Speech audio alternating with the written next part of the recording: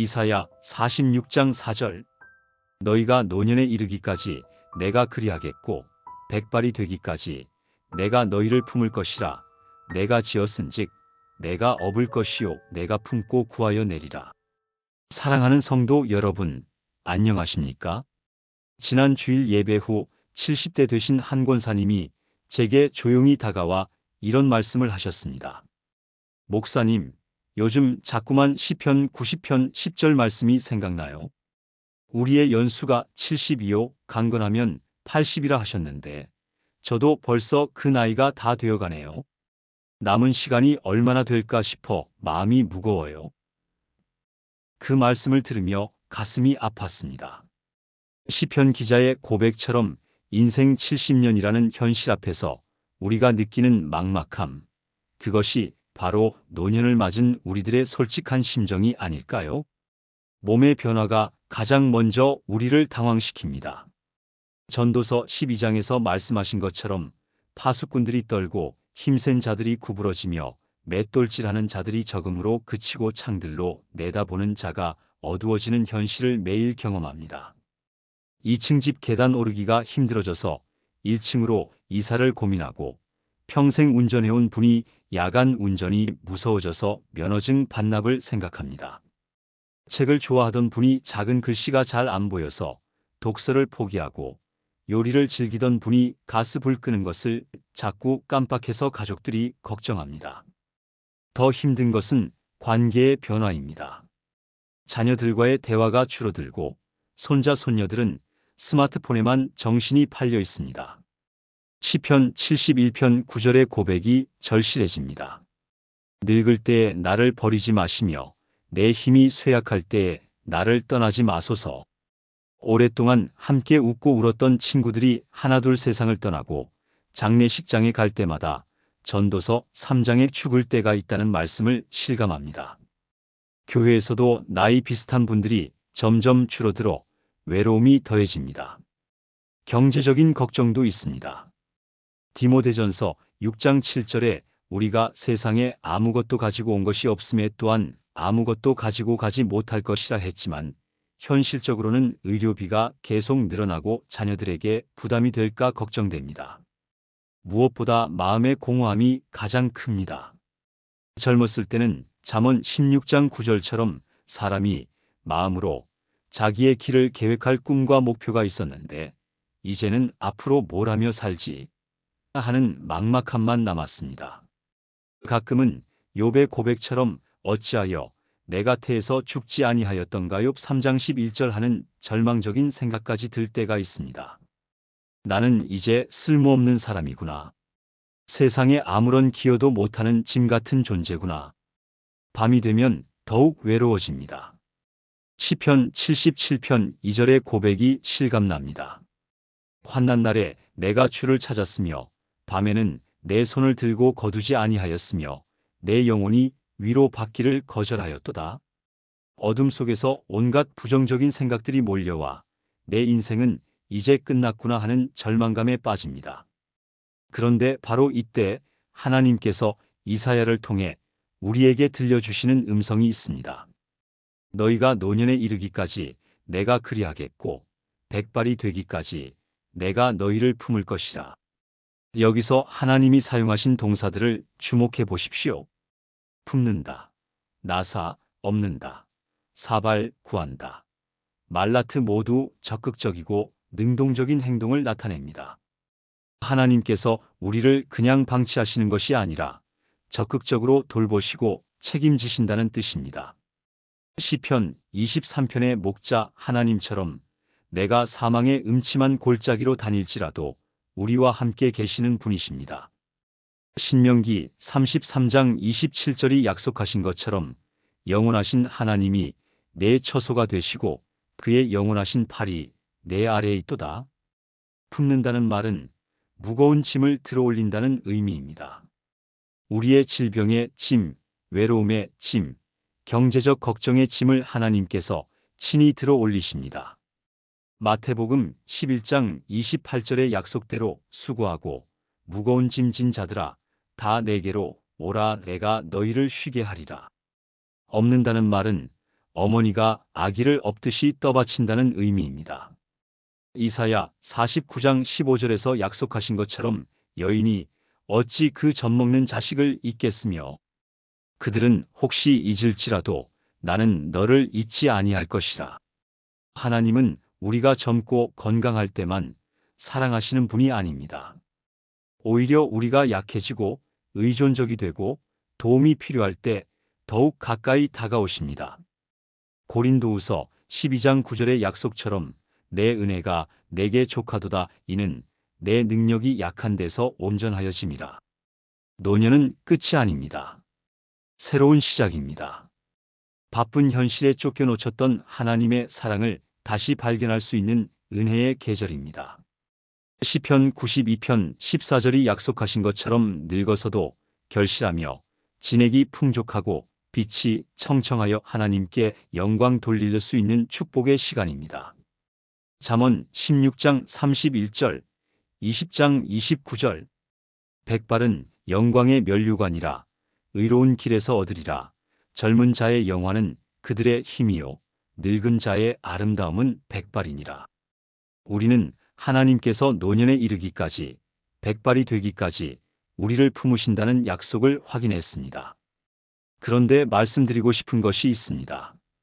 오늘 아침 거울을 보셨습니까? 며칠 전 한 집사님이 이런 말씀을 하셨습니다. 목사님, 요즘 미용실 가기가 싫어져요. 염색하고 나와도 금세 흰머리가 올라오고 거울 볼 때마다 솔로몬이 전도서 12장 1절에서 말한 곤고한 날들이 온 것 같아요. 이런 고민을 하시는 분들이 얼마나 많은지 모릅니다.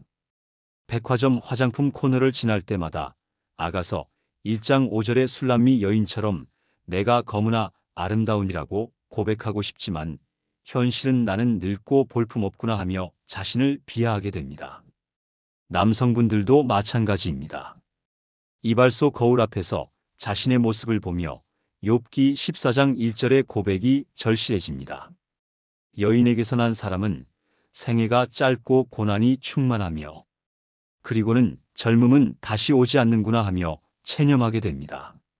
세상은 끊임없이 젊음을 찬양합니다.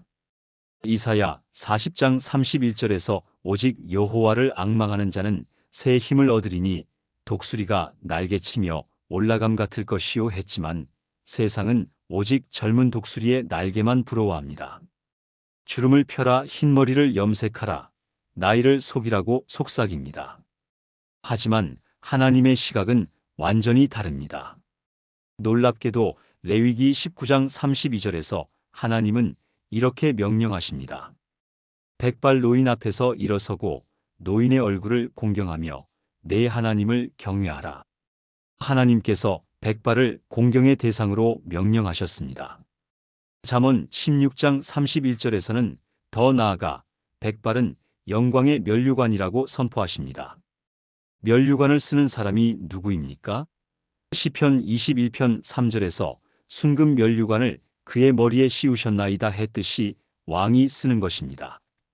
하나님께서 우리의 흰 머리카락을 왕의 면류관이라고 부르신다는 것은 놀라운 일입니다. 왜 하나님은 우리의 백발을 이렇게 귀하게 여기실까요? 80살 되신 한 권사님의 이야기가 그 답을 줍니다. 그분은 젊은 시절 남편의 사업 실패로 새벽 4시부터 시장에서 야채 장사를 했습니다. 시편 127편 2절에 그의 사랑하시는 자에게는 잠으로 주시는도다 했지만 그분에게는 잠 잘 시간도 부족했습니다.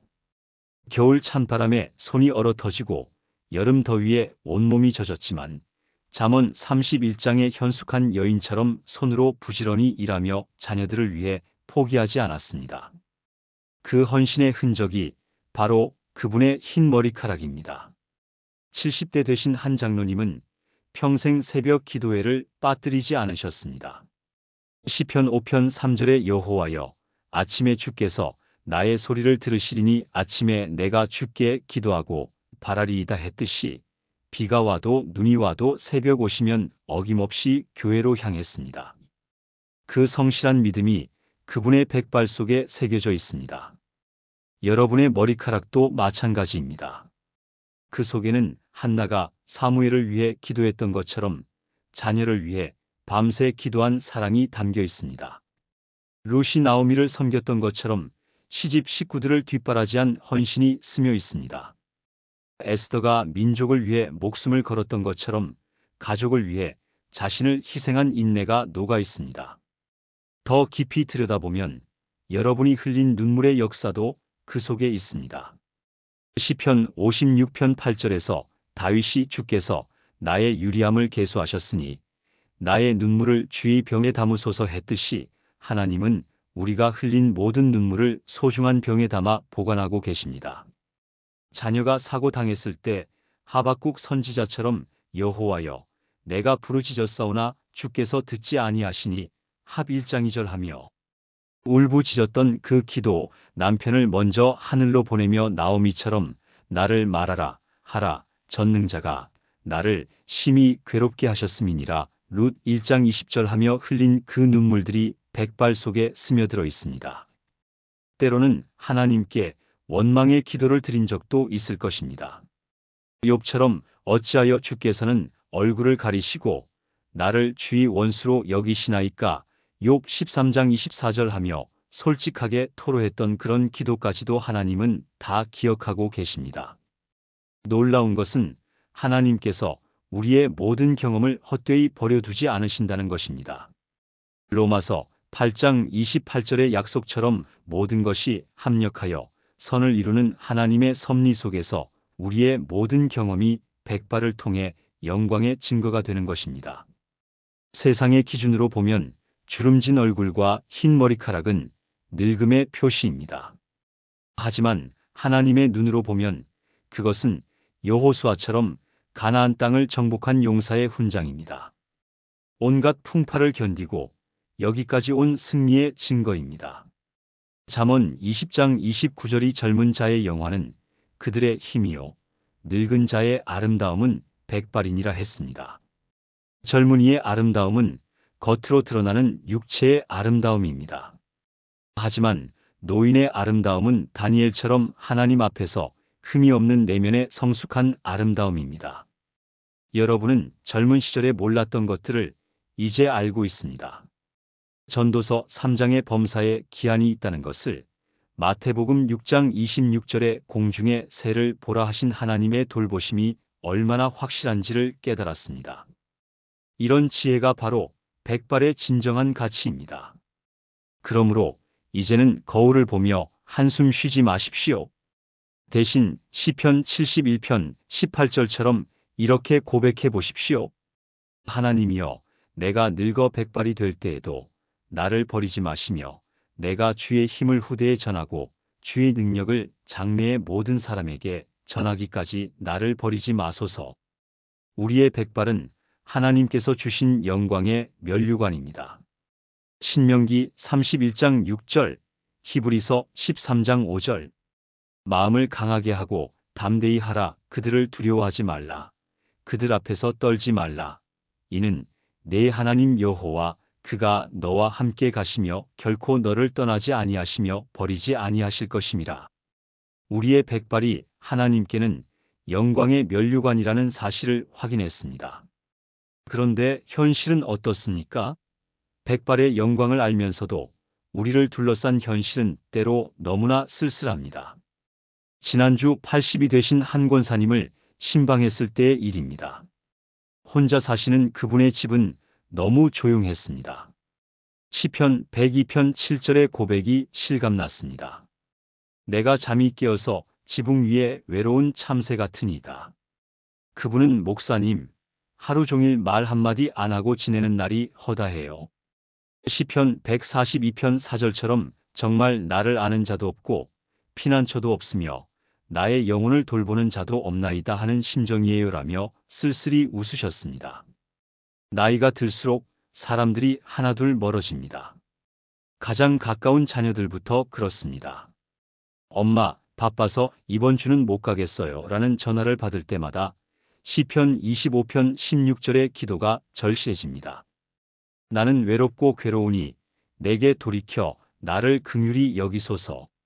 손자, 손녀들은 더욱 바쁩니다. 할머니, 할아버지보다 친구들과 게임하는 것이 더 재미있습니다. 우리 손녀가 작을 때는 할머니가 최고였는데 라고 말씀하시는 분들의 표정에서 나오미가 룻기 1장 20절에서 나를 말하라 하라 했을 때의 그 서글픔이 느껴집니다. 이웃들과의 관계도 예전 같지 않습니다. 젊은 시절에는 담장 너머로 반찬도 나누고 수다도 떨었는데 이제는 아파트 복도에서 만나도 가벼운 인사만 나누고 각자 집으로 들어갑니다. 전도서 4장 12절에 한 사람이면 패하겠거니와 두 사람이면 맞설 수 있나니라고 했는데 이제는 그 두 사람마저 찾기 어려워졌습니다. 더 힘든 것은 몸이 아플 때입니다. 병원에 갈 때마다 누구와 함께 갈까 하는 고민이 앞섭니다. 입원하게 되면 더욱 외로워집니다. 다른 병실에서는 가족들이 문병을 오는데 내 병실은 조용합니다. 그때 히스기야 왕의 기도가 절실해집니다. 이사야 38장 14절에서 주여 내가 곤고하오니 나를 위하여 담보가 되옵소서. 밤이 되면 외로움이 더욱 깊어집니다. 예전에는 남편과 함께 누워서 하루 있었던 일들을 이야기했는데 이제는 빈 침대만 바라봅니다. 시편 6편 6절의 다윗처럼 내가 탄식함으로 피곤하여 밤마다 눈물로 내 침상을 띄우며 내 요를 적시나이다 하는 심정이 됩니다. 전화벨이 울리면 반가운 마음에 달려가지만 대부분 광고 전화입니다. 명절이나 생일에는 더욱 외로워집니다. 가족들이 모이기는 하지만 각자 스마트폰만 보고 있어서 야곱이 요셉을 그리워했을 때처럼 창세기 37장 35절에서 내가 슬퍼하며 수올로 내려가리로다 하는 마음이 됩니다. 그런데 바로 이때 우리가 꼭 기억해야 할 하나님의 약속이 있습니다. 신명기 31장 6절입니다. 내 하나님 여호와 그가 너와 함께 가시며 결코 너를 떠나지 아니하시며 버리지 아니하실 것임이라. 사람들은 우리를 떠날 수 있습니다. 바쁘다는 이유로 각자의 사정으로 멀어질 수 있습니다. 하지만 하나님만은 결코 그렇지 않으십니다. 히브리서 13장 5절에서 더욱 강하게 약속하십니다.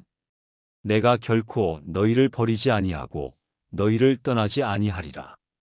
여기서 결코라는 말은 헬라어로 우메인데 절대적 부정을 나타냅니다. 하나님의 동행은 조건부가 아닙니다. 우리가 건강할 때만, 유용할 때만이 아니라 언제나 함께 계십니다. 하나님은 우리의 외로움을 누구보다 잘 이해하십니다. 예수님도 이 땅에 계실 때 깊은 외로움을 경험하셨습니다. 겟세마네 동산에서 제자들마저 잠들어 버렸을 때 마가복음 14장 50절에 제자들이 다 예수를 버리고 도망하니라 했을 때 십자가에서 마태복음 27장 46절에 나의 하나님, 어찌하여 나를 버리셨나이까 부르짖으셨을 때의 그 외로움을 아십니다. 그래서 우리가 병실에 혼자 누워있을 때도 예수님이 곁에 계십니다. 이사야 43장 2절의 약속처럼 내가 물 가운데로 지날 때에 내가 너와 함께 할 것이라 강을 건널 때에 물이 너를 침몰하지 못할 것이며 하시며 함께 하십니다. 새벽에 잠 못 이루며 천장을 바라볼 때도 하나님이 함께 계십니다. 시편 121편 4절이 약속하신 것처럼 이스라엘을 지키시는 이는 졸지도 아니하시고 주무시지도 아니하시리로다. 혼자 식사할 때도 하나님 아버지, 오늘도 이 음식을 주셔서 감사합니다. 비록 혼자 먹지만 주님이 함께 계시니 외롭지 않습니다라고 기도해 보십시오. 엠마오로 가는 제자들처럼 누가복음 24장 30절에 그들과 함께 음식 잡수실 때 떡을 가지사 축사하시고 떼어 그들에게 주시니 하신 주님이 우리 식탁에도 함께 계십니다. 잠들기 전에도 시편 4편 8절처럼 내가 평안히 눕고 자기도 하리니 나를 안전히 거주하게 하시는 이는 오직 여호와이시니이다 하며 하나님께 하루를 맡겨드리십시오. 이사야 49장 15절에서 하나님은 이렇게 말씀하십니다. 여인이 어찌 그 젖먹는 자식을 잊겠으며 자기 태에서 난 아들을 긍휼히 여기지 않겠느냐. 그들은 혹시 잊을지라도 나는 너를 잊지 아니할 것이라. 어머니의 사랑보다 더 확실한 하나님의 사랑이 우리와 함께합니다. 그러므로 외로워도 절망하지 마십시오.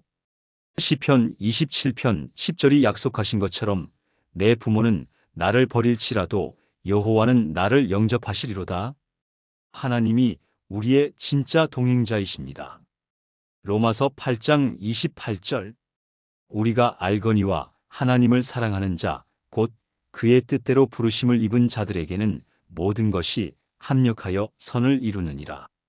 하나님께서 지금도 우리와 함께 계시고 품어주신다는 사실을 확인했습니다.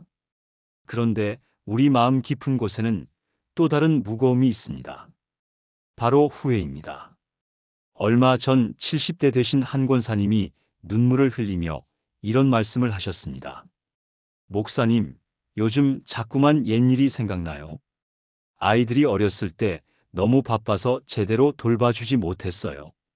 큰아들이 엄마는 교회 일만 중요해라고 삐쳤을 때 그때 좀 더 신경 써줄 걸 그랬어요. 시편 51편 3절처럼 내 죄가 항상 내 앞에 있나이다 하는 심정이에요. 많은 분들이 이런 후회를 안고 살아갑니다. 자녀들에게 더 많은 사랑을 표현할 걸 그랬다. 남편에게 더 친절할 걸 그랬다. 교회 봉사를 더 열심히 할 걸 그랬다. 지나간 세월을 돌이켜보면 아쉬움이 끝이 없습니다.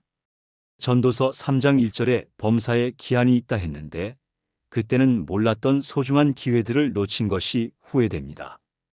어떤 분은 성격 때문에 후회합니다. 내가 너무 급해서 사람들에게 상처를 많이 줬다. 특히 자녀들에게 화를 너무 자주 냈다. 야고보서 1장 19절에 듣기는 속히 하고 말하기는 더디하며 성내기도 더디하라 하신 말씀을 진작 알았더라면 하고 자책합니다. 또 어떤 분은 소극적이었던 것을 후회합니다. 전도할 기회가 있었는데 부끄러워서 못했다. 이웃이 어려울 때 도움을 주지 못했다. 마태복음 28장 19절에 그러므로 너희는 가서 모든 민족을 제자로 삼으라 하신 대사명을 제대로 감당하지 못한 것이 마음에 걸립니다. 밤이 되면 이런 후회들이 더욱 선명해집니다. 나는 부족한 부모였다. 부족한 남편이었다. 부족한 아내였다. 부족한 성도였다.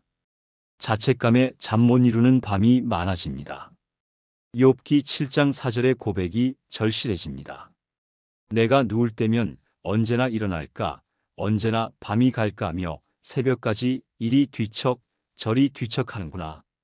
더욱 마음 아픈 것은 돌이킬 수 없다는 현실입니다. 이미 세상을 떠난 남편에게 사랑한다는 말을 더 많이 할 걸 그랬다고 후회해도 소용없습니다. 이미 성인이 된 자녀들에게 그때 아빠가, 엄마가 미안했다고 말해도 상처받은 마음은 쉽게 회복되지 않습니다. 전도서 3장 15절처럼 이미 있던 것이 후에 다시 있겠고 장래에 있을 것도 이미 있었나니 하지만 지나간 시간은 다시 오지 않습니다. 그런데 하나님은 우리의 이런 후회를 어떻게 보고 계실까요? 놀랍게도 하나님은 우리를 정죄하지 않으십니다. 로마서 8장 1절이 선포합니다. 그러므로 이제 그리스도 예수 안에 있는 자에게는 결코 정죄함이 없나니 오히려 우리의 작은 사랑, 작은 희생까지도 기억하시고 귀하게 여기십니다. 마가복음 12장의 가난한 과부를 기억하십시오. 그 과부는 2렙돈, 몇십 원밖에 안 되는 동전을 넣었습니다. 마가복음 12장 43절에서 예수님은 내가 진실로 너희에게 이르노니 이 가난한 과부는 연보교에 넣는 모든 사람보다 많이 넣었도다라고 말씀하셨습니다. 부자들의 많은 헌금을 보며 자신의 헌금이 부끄러웠을 것입니다. 하지만 하나님은 정성을 보십니다. 우리의 사랑도 마찬가지입니다. 비록 완벽하지 못했지만 가족을 위해 흘린 땀, 자녀를 위해 밤새 기도한 시간들, 남편을 위해 차린 수많은 밥상들을 하나님은 모두 기억하십니다. 히브리서 6장 10절이 약속합니다. 하나님이 불의하지 아니하사 너희 행위와 그의 이름을 위하여 나타낸 사랑으로 성도들을 섬긴 것과 지금도 섬기고 있는 것을 잊어버리지 아니하시느니라. 교회 청소, 주일학교 아이들 돌보기, 작은 신방들도 모두 하나님의 마음에 기록되어 있습니다. 마태복음 10장 42절에서 예수님은 또 누구든지 제자의 이름으로 이 작은 자 중 하나에게 냉수 한 그릇이라도 주는 자는 내가 진실로 너희에게 이르노니 그 사람이 결단코 상을 잃지 아니하리라 말씀하셨습니다. 더 놀라운 것은 하나님께서 우리의 부족함까지도 합력하여 선을 이루신다는 것입니다. 로마서 8장 28절의 약속대로 모든 것이 합력하여 선을 이루느니라. 여러분이 자녀에게 화를 낸 경험도 그를 통해 자녀들이 인내를 배웠을지 모릅니다. 사업에 실패한 경험도 그로 인해 겸손과 하나님 의존을 배웠을 것입니다. 하나님의 은혜는 우리의 완벽함에서 나타나는 것이 아닙니다. 오히려 연약함 속에서 더욱 밝게 빛납니다. 고린도후서 12장 9절에서 하나님은 바울에게 내 은혜가 내게 족하도다 이는 내 능력이 약한 데서 온전하여짐이라 말씀하셨습니다. 우리의 약함이 하나님의 강함을 더욱 돋보이게 합니다.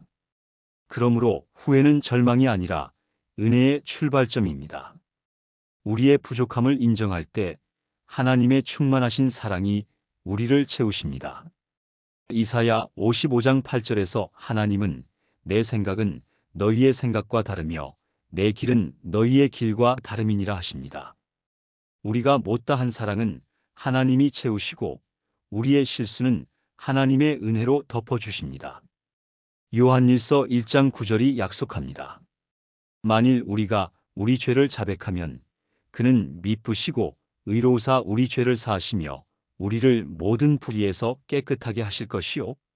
주님은 여전히 우리에게 말씀하십니다. 내가 너를 품고 있다. 너의 부족함보다 나의 사랑이 더 크다. 요한복음 14장 2절. 내 아버지 집에 거할 곳이 많도다. 그렇지 않으면 너희에게 일렀으리라. 내가 너희를 위하여 처소를 예비하러 가노니 가서 너희를 위하여 처소를 예비하면 내가 다시 와서 너희를 내게로 영접하여 나 있는 곳에 너희도 있게 하리라. 우리는 후회 속에서도 하나님의 은혜가 흐른다는 사실을 확인했습니다. 하나님이 우리의 부족함까지도 선을 위해 사용하신다는 놀라운 진리를 깨달았습니다.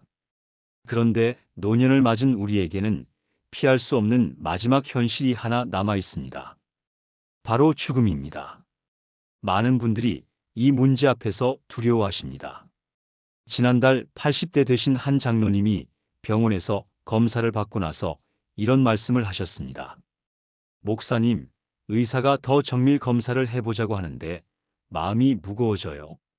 전도서 12장 7절에 흙은 여전히 땅으로 돌아가고 영은 그것을 주신 하나님께로 돌아가기 전에 라는 말씀이 자꾸 떠올라요. 내가 언제까지 살 수 있을까? 혼자 죽으면 어떡하지? 죽을 때 고통스럽지는 않을까? 이런 생각들이 밤마다 우리를 괴롭힙니다. 특히 몸이 아프거나 동년배 친구들의 부고를 들을 때마다 죽음이 더욱 가깝게 느껴집니다. 욥기 14장 5절의 말씀이 현실로 다가옵니다. 그의 날이 정해졌고 그의 달수가 죽게 있으므로 그의 한계를 정하여 넘어가지 못하게 하셨거늘. 병원에 입원해서 링거를 맞고 있으면 내가 이번엔 집에 갈 수 있을까? 하는 불안이 밀려옵니다. 새벽에 잠에서 깰 때면 오늘도 무사히 지날 수 있을까? 하는 걱정이 앞섭니다. 죽음은 언젠가는 모든 사람이 맞이해야 할 현실이지만 히브리서 9장 27절에 한번 죽는 것은 사람에게 정해진 것이요 했지만 막상 그 문턱에 가까워지니 두렵기만 합니다. 더욱 무서운 것은 홀로 죽음을 맞이할 수도 있다는 생각입니다. 자녀들이 바쁘다고 병원에 오지 못할 수도 있고 친구들은 이미 먼저 떠났을 수도 있습니다. 내가 마지막 순간에 누구와 함께 있을 수 있을까? 혹시 아무도 모르게 혼자 숨을 거둘지도 모른다는 생각에 시편 88편 18절의 고백이 절실해집니다. 주께서 나의 사랑하는 자와 친구를 내게서 멀리 떠나게 하시며 나의 아는 자를 흑암에 두셨나이다. 그런데 성도 여러분, 예수님께서 우리에게 주신 약속을 들어보십시오. 요한복음 14장 2절부터 3절에서 예수님은 이렇게 말씀하셨습니다. 내 아버지 집에 거할 곳이 많도다. 그렇지 않으면 너희에게 일렀으리라.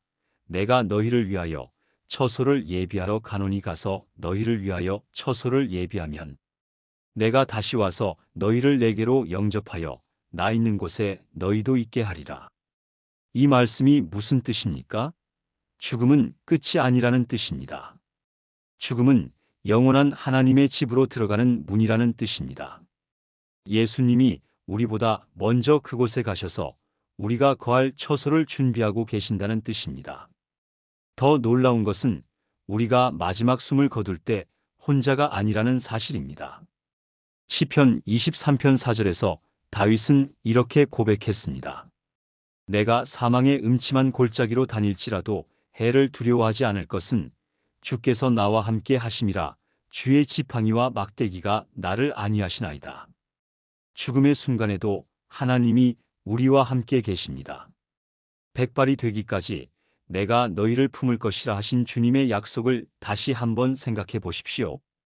이 약속은 우리의 마지막 호흡까지 이어집니다.